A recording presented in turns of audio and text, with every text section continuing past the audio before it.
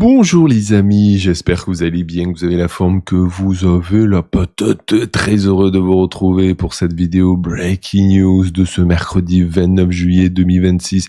Devant une crypto-map un petit peu mitigée, on voit qu'on a les grosses caps ici, Bitcoin, Ethereum, XRP sur une heure 24 heures qui font un petit peu de vert, comme le Cardano aussi, plus 5%, c'est très beau. Si on va vers les petites et moyennes caps déjà, c'est un peu plus rouge, ça c'est la performance sur les dernières 24 heures. Par contre, depuis l'ouverture de la nouvelle bougie daily ce matin à 2 heures du mat, on voit qu'on a plutôt des cryptos dans le rouge. Et clairement, sur tous les altcoins, certains prennent cher. Il y a du moins 5 qui traîne, du moins 15 qui traînent aussi. Bon, on va dire qu'en moyenne, c'est à peu près dans moins 2 pour les altcoins. Les grosses caps tiennent bien, comme on peut voir. Top 10, top 20, ça va.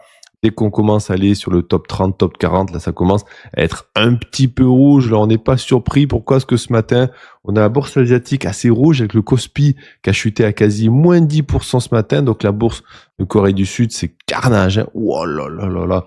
Hier, c'était carnage. Aujourd'hui, c'est recarnage. Samsung, on est dans des bougies entre moins 7 et moins 10%. Hein. Donc, vous voyez déjà, là, ça calme un petit peu tout le monde. Sur les futurs américains, c'est aussi rouge ce matin. L'SP500 et le Nasdaq futur sont jusqu'à moins 0,31 pour le Nasdaq. Pourquoi aussi c'est pas top? Parce que les barils repartent à la hausse, plus 3% à peu près, voire plus 3,5 pour le WTI, parce que cette nuit, il y a eu un peu quelques missiles qui ont été lancés. Les gaz continuent à tomber, c'est la bonne news. Alors on a Tokyo qui est dans le rouge ce matin, on a Hong Kong et Shanghai qui sont dans le vert. Par contre, le Kospi sud-coréen, il prend cher. Oh là là là là là là. Et on a Taïwan aussi qui prend un petit peu cher. Donc ça continue la vente sur les actions tech, sur l'IA, sur les semi-conducteurs. Et donc les cryptos ce matin, malheureusement, c'est pas Jojo non plus, clairement. Donc vu que Wall Street est dans le rouge ce matin, attention quand même à cet après-midi, sachant que le Nasdaq hier a clôturé dans le rouge, comme on peut voir toutes les valeurs tech en bas à gauche là. Tout le monde a pris cher, tout le monde a mangé du gâteau pas très très joli. Donc il va falloir être accroché. Alors face à ça, le marché crypto toujours dans la peur, c'est normal, on est sur A29 sur le Crypto Fear and Greed Index. J'ai envie de dire, ça passe à peu près par les ETF parce que malgré que on a une semaine qui commence quand même pas jolie du tout, on a eu que des petites ventes sur les ETF Bitcoin. Moins 11 millions lundi, moins 49 millions c'était hier mardi. Bon, donc on va dire que ça pourrait être pire. Hein, voilà, moi je m'attendais à pire, à moins 2, moins 300 millions, voire moins 400 millions. Donc il y a plus trop de vendeurs. Ils sont un peu épuisés, c'est une bonne news. Du côté d'Ethereum, c'est même des achats, 9 millions achetés hier via les ETF, 18 millions de ventes pour Solana hier. Ça pique un petit peu. Pour XRP, statu quo, rien du tout, et Hype, un petit million vendu. Donc ça passe à peu près pour les ETF. Si on fait une petite overview là sur la map mondiale, on voit que Bitcoin, après avoir chuté vers les 63 000, un peu en dessous même, fait un petit rebond depuis hier. À voir si là ça va être un petit canal pour une continuation haussière, ça reste très possible. L'SP500 stagne un petit peu. Le Brent, c'est dommage, hier il avait touché les 81, ça repart doucement, faudrait qu'il se calme un peu. Le dollar qui baissait aussi, c'est une bonne news. Le 10 américain, les rendements qui baissent, ça aussi c'est des bonnes news avec le WTI qui tombe. Donc on a eu des très bonnes news, mais malheureusement, la microéconomie casse un peu tout ça avec la bulle IA qui commence à se fissurer. Alors, niveau macro, donc hier on a eu juste l'emploi privé, un petit peu moins d'emplois que prévu, mais rien de spécial, donc c'était assez léger. À partir d'aujourd'hui, ça va swinguer. Pourquoi? Parce qu'au niveau géopolitique, ok, Hormuz, ça retire des missiles, le baril qui repart à la hausse, c'est pas top, surtout juste avant que Kevin Warsh y parle ce soir. Bon, niveau macroéconomie, ce soir, 20h, décision de la Banque Centrale Américaine, 20h30, conférence de presse. Alors, je pourrais pas faire en live, parce que je fais la vidéo du soir, comme je finis mes travaux, c'est à peu près 19h, je fais la douche, je fais la vidéo, elle sera à 20h, et après je mange et je vais au lit parce que je suis éclataxe. Donc, par contre, je vous ferai quand même un petit résumé de ce qu'il dit, d'accord? Vous inquiétez pas sur les réseaux sociaux, et demain matin, j'en parlerai aussi dans la vidéo news. Donc, ce soir, ça va swinguer avec Kevin. Ça va swinguer ce soir parce que il y aura Microsoft et Meta qui envoient leur bilan de ce trimestre-là, enfin, du trimestre précédent. Donc, ça va doublement swinguer niveau macro et microéconomie.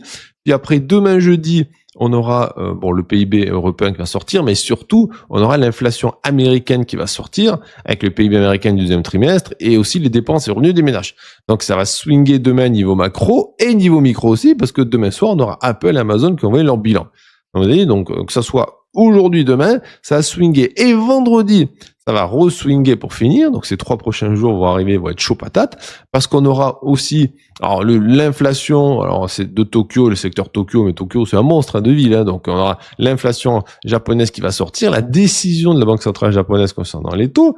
Et ça va faire swinguer les marchés. Il suffit qu'une petite hausse de taux surprise, ça sera pas beau. Et on aura l'inflation en Europe qui va tomber. Donc c'est surtout la Banque centrale japonaise que tous les investisseurs vont regarder.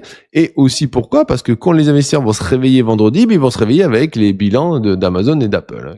Et donc c'est pour ça que tous les jours, ça va swinguer à partir d'aujourd'hui. Donc il va falloir être bon et solide sous les appuis. Concernant la probabilité de taux, donc ce soir, on a quasi 68% de probabilité de ne pas avoir de hausse de taux par la Banque centrale américaine. Par contre, septembre et décembre, ça sera une autre histoire. Donc microéconomie, on voit que c'est blindé. Alors j'ai juste dit les 4 GAFAM, mais il y aura ce soir aussi du Robinhood. Demain matin, on aura aussi du Mastercard qui va envoyer. Il y a du gros, il y a du gros qui envoie cette semaine. Alors, au niveau des bilans d'hier. Donc hier, qu'est-ce qu'on a eu? On a eu un peu de PayPal, du Boeing, du Coca-Cola, UPS, du Visa aussi, du Seagate et tout. Alors rien qu'en regardant ça, vous savez que les entreprises tech ont dû sûrement prendre cher, c'est ce qui est arrivé. Donc Visa, bon bilan, donc assez vert, donc très bien pour Visa, qui prend plus 1%. Coca-Cola aussi, bon bilan, qui prend plus 5%. Qu'est-ce qu'on a d'intéressant? Boeing aussi, un bon bilan, qui prend quasi plus 5%. Seagate, un bon bilan, mais comme c'est lié c'est lié à l'IA, ça prend quasi moins 8,5, voilà, c'est comme ça. Bon, Safran aussi, un bilan pas trop mal. Qu'est-ce qu'on a? Air Liquide, un petit peu rouge, donc il prend moins 2%. Corning ici, un bilan qui n'a pas aimé les investisseurs, qui prend moins 12. Air Liquide France, vous voyez, qui se prend un bilan pas trop mal, mais il y a dû y avoir des choses pour ça qui se prend moins 2. Et qu'est-ce qu'on a d'intéressant? Barclay, un bon petit bilan qui prend moins 5 quand même. On a UPS qui a fait un bon bilan mais qui prend moins 6,5. Alors j'ai pas creusé, je peux pas vous dire pourquoi ça prend moins 6,5. Là il faut commencer à prendre du temps et regarder un peu les comptes rendus. Donc ça vous intéresse, je vous laisse regarder tout ça. Voilà, donc en gros les bilans sont plutôt verts pour la majorité. PayPal, vous voyez, c'est vert, PayPal prend plus 4%. Donc les bilans sont plutôt verts dans l'ensemble, c'est une bonne news. Après quand tu es lié à l'IA, tu prends ta petite bougie rouge malheureusement. Et c'est ce qui se passe ce matin. Donc ce matin, les contrats futurs américains sont dans le rouge, avec les tensions au Moyen-Orient qui reviennent, les résultats trimestriels des poids lourds entre ce soir et demain. Donc ça fait des tensions et de l'inquiétude. Et un investisseur inquiet, c'est un investisseur qui vend. Donc la vague de vente mondiale sur les semi-conducteurs continue. Toujours la même inquiétude, c'est les inquiétudes liées aux valorisations. Mais j'ai envie de dire, non mais attendez, les valorisations élevées, c'est vous qui les avez demandées. Quand je dis vous, c'est l'investisseur en général. Il y a eu une explosion de l'IA ces derniers mois. Ça a fait exploser à la hausse les valorisations de toutes ces entreprises IA. Certaines entreprises, mais alors qui étaient genre pas inconnues, mais qui étaient toutes petites, ont fait du x10, x15. Et là, les investisseurs, oh mon Dieu, on est inquiet, les valorisations sont trop élevées. C'est vous qui avez FOMO à la hausse. FOMO à la hausse, c'est genre, ça pousse et les investisseurs continuent d'acheter, ça explose, ils continuent d'acheter. Après, vous avez le revers de la médaille. Et quand je dis vous, c'est pas vous qui m'écoutez. Je parle bien sûr des investisseurs dans la bourse en général. Donc, faut pas s'étonner. On dirait qu'ils découvrent un peu les choses, quoi. Bon. Quand ça explose à la hausse, il faut rester de côté parce que au bout d'un moment, ça va corriger, clairement. Donc le rallye porté par l'IA, pour l'instant, il se fait un petit peu mettre un bâton dans les roues. Et aussi avec la concurrence chinoise qui arrive, c'est un petit peu calmé tout le monde. On en parlait ces derniers jours. Donc l'attention est plutôt maintenant portée vers ce soir. La Banque centrale américaine, est-ce qu'elle va garder ses taux inchangés, faire une hausse surprise? Alors, il y a 2 tiers de probabilité que ça soit statu quo. Par contre, ce qui va compter, c'est le discours. Le discours de Kevin. Qu'est-ce qui va nous dire Kevin? Les investisseurs vont chercher des petits indices pour l'orientation de la politique monétaire de la Banque centrale américaine. Est-ce qu'ils vont être en faveur plutôt de hausse de taux à venir? Est-ce qu'ils vont être en mode non, on pense que le baril il va continuer à baisser, on fait rien. Bon. Et pour saupoudrer tout ça, Microsoft, Meta ce soir vont publier, demain c'est Amazon, Apple. Donc ça a swingé parce que Meta, Microsoft, Amazon, Apple, ça va nous donner des news concernant les dépenses liées à l'IA. Est-ce qu'ils continuent à dépenser énormément? Est-ce que l'IA, ça rapporte ou pas? Donc, si jamais ça rapporte beaucoup, les investisseurs vont se dire « Oh putain, crotte, ça rapporte plein de pognon, génial finalement, il faut pas avoir peur » et ça va repartir à la hausse. Et si jamais ça rapporte pas grand-chose et que les dépenses sont énormes, les investisseurs vont encore plus vendre. Donc, ça va être encore plus rouge la tech demain, vous voyez. En plus de ça, pour saupoudrer de chantilly tout le gâteau, cette nuit, elle ira lancer des missiles balistiques. Voilà, ça a réveillé les craintes Hormuz et c'est pour ça que les pétroles repartent à la hausse. Et pour finir vendredi, on aura la Banque centrale japonaise. La Banque centrale japonaise qui est au cœur ici de la tension, le yen est à son niveau le plus bas depuis 40 ans face au dollar. Donc la Banque centrale a peut-être envie de soutenir son yen. Elle a essayé plusieurs fois de faire des rachats de yen, ça n'a rien fait. On était devant nous, des rachats de yen qui ont fait exploser le yen par rapport au dollar et s'est réeffondré derrière. Donc, il va falloir faire un petit peu plus que ça. Les rachats, ça marche pas. Ce qui peut marcher pour renforcer son yen, c'est faire des hausses de taux. Voilà. Faut savoir que le yen, bon, c'est un peu, alors certains disent que c'est la monnaie de financement mondiale. Pourquoi? Parce que les Japonais, faut savoir, c'est les champions de l'impression monétaire de toute la planète. Vraiment. Eux, c'est la banque à cash de toute la planète. Depuis des dizaines et des dizaines d'années, ils ont des taux d'intérêt extrêmement bas. Ça fait que énormément d'investisseurs, mais quand on dit investisseurs, c'est des fonds de pension, c'est des monstres, qui en prennent des milliards et des milliards de yens à des taux extrêmement bas pour investir à côté à des taux plus élevés. C'est normal. Quand tu as des taux à 0,5, 1% à droite, qu'à côté on te donne des taux à 4%, ben t'empruntes à 0,1 ou 0,5 ou 1 et t'investis dans le 4%. Bon. Et donc elle va décider vendredi si elle lève son taux ou pas. Sachant que les taux de la Banque centrale japonaise sont à 1% actuellement, c'est le plus haut niveau depuis 1995. 1% seulement, pour vous dire. C'est n'importe quoi. Bon, alors que Banque centrale japonaise, Banque centrale européenne et Banque centrale américaine, on tourne vers les 3-4%. Alors, on est plus bas pour l'Europe, mais la Banque centrale américaine, ça fait des années qu'on est entre 4 et 5%. Donc les Japon, 1%, ils se disent, oh mon Dieu, on est trop élevé. Pour vous dire, voilà, c'est la folie. Bon.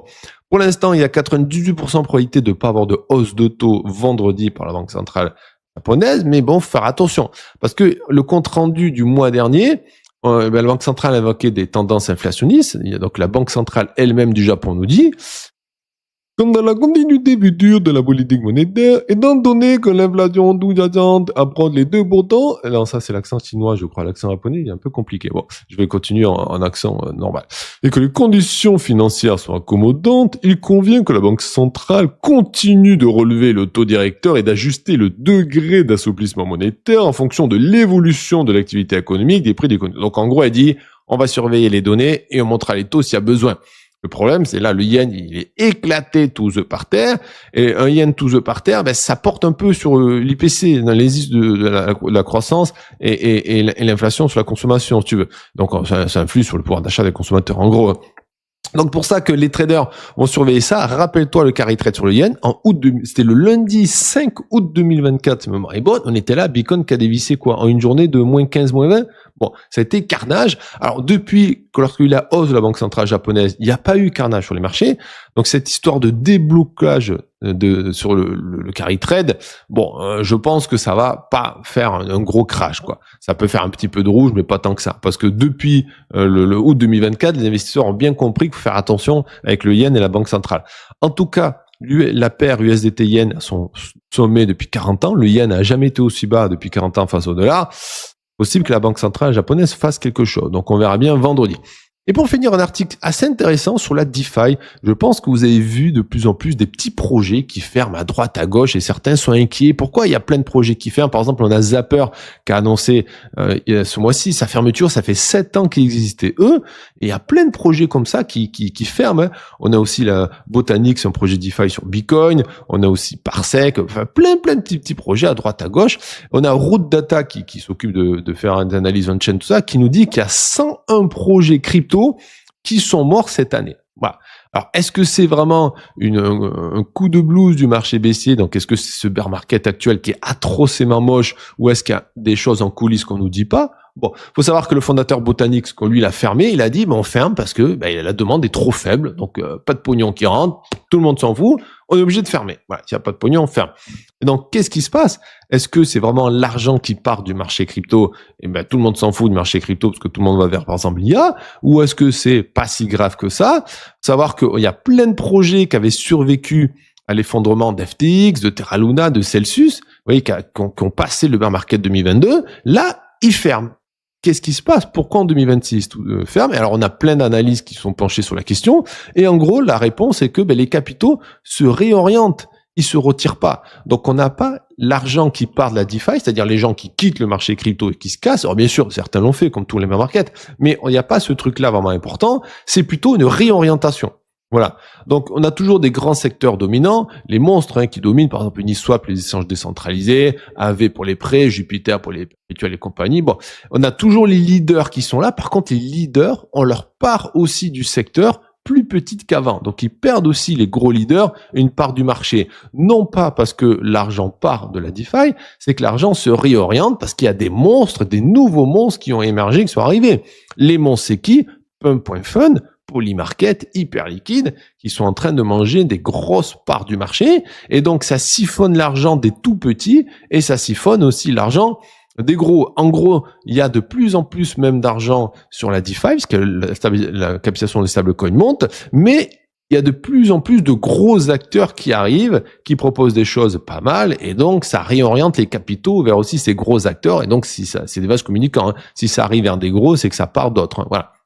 Et donc, en gros, la DeFi va bien, c'est juste ça réduit la taille de tout le monde. Et ceux qui sont trop petits, qui étaient déjà limite, bah, ils ont plus rien, donc ils ferment, quoi. On a Marcus Levin ici, qui est cofondateur de la société Blockchain XIO, qui nous dit: le secteur de la DeFi est beaucoup plus concurrentiel qu'il ne l'était lors du dernier cycle en 2022. Les premiers projets DeFi ont bénéficié d'un avantage de pionnier. Les premiers, comme Uniswap, TwoSwap, PancakeSwap et compagnie. Par contre, il y a des milliers de protocoles qui se disputent les mêmes utilisateurs et la même liquidité. Et on en parlait ces dernières années. Ouais, moi, quand je vous donnais mon avis, après, ça n'engage que moi, c'est qu'il n'y a pas assez d'argent pour tout le monde. Il n'y a pas assez d'argent. Et donc, c'est pour ça que ceux qui n'arrivent pas à capter l'argent qu'il y a, ils ferment tout simplement. Voilà. Et donc, on a aussi la société de gestion de risque qui s'appelle DeFi Gauntlet, qui nous dit que le marché DeFi reste même très sain, que la fermeture de protocoles cette année, c'est tout simplement la réorientation. Il nous dit la demande est plus forte que jamais, et l'offre de stablecoin ne cesse de croître, et la finance traditionnelle se tourne vers la DeFi au lieu de s'en éloigner. Donc tout va bien, c'est juste que, alors qu'est-ce qui a changé? Il nous le dit, hein. Ce qui a changé, c'est que les capitaux sont devenus de plus en plus exigeants. Lors des cycles précédents, la liquidité suivait les incitations, quelles qu'elles soient. Bien sûr, c'est ce qu'on disait des dernières années. C'est qu'avant, la hype, il y avait peu de projets. Donc dès qu'il y avait un nouveau projet, oh là là, et c'était quoi? La recherche des nouveaux projets, c'était que ça, le cycle précédent. Dès qu'un nouveau projet qui sortait sur la DeFi, que ce soit n'importe quoi, un projet NFT, un projet écoute, moi j'étais devant, hein, le cycle dernier, tous les jours, ils sortaient des projets DeFi, c'était tous les mêmes, des copier-coller, vous voyez, qui te donnaient des gros rendements, des machins, des stacking, des machins et tout. Et ils crevaient après, quelques semaines après. Mais ils ramassaient beaucoup de pognon à chaque fois. Voilà. Par contre, de nos jours, il y a beaucoup trop de projets. Avec les monstres qui sont arrivés, qui permettent de créer, maintenant avec l'IA et avec Pump.fun ou n'importe quel autre truc, en une journée, tu crées ton token, tu crées ton site internet, tu proposes du staking, du compagnie et des smart contracts. Tout peut se faire rapidement. C'est-à-dire qu'avant, c'était extrêmement dur à faire. Et donc, c'était pour ça que de nos jours, faire attention, quoi. Et donc, il nous dit, aujourd'hui, on privilégie un rendement durable, les performances passées, une sélection rigoureuse, les incitations conservent un rôle à jouer au démarrage, mais ne constituent plus à elles seules un protocole. Donc, en gros, les capitaux institutionnels et particuliers sont plus sélectifs en ce moment. C'est pour ça qu'on a plein de petits projets qui meurent parce que, ils ont pas réussi à attirer assez les gens. Et les plus gros projets qui arrivent à attirer, eux, ils se consolident et c'est ce qui passe. Donc, la DeFi va bien, la capitalisation boursière, et ça, le coin fait que monter, donc ça veut dire qu'elle va très très bien. Mais bon, les projets, les investisseurs sont plus exigeants et c'est normal. Bon. Voilà les amis, cette petite vidéo news. J'espère que ça vous a plu. On se retrouve ce soir pour la vidéo d'analyse. Moi, je repars aujourd'hui. Je pense que je vais continuer bande à joint. On va faire de l'enduit du joint, et puis voilà. Je fais des bisous et on se dit à ce soir pour la vidéo d'analyse. Bye bye.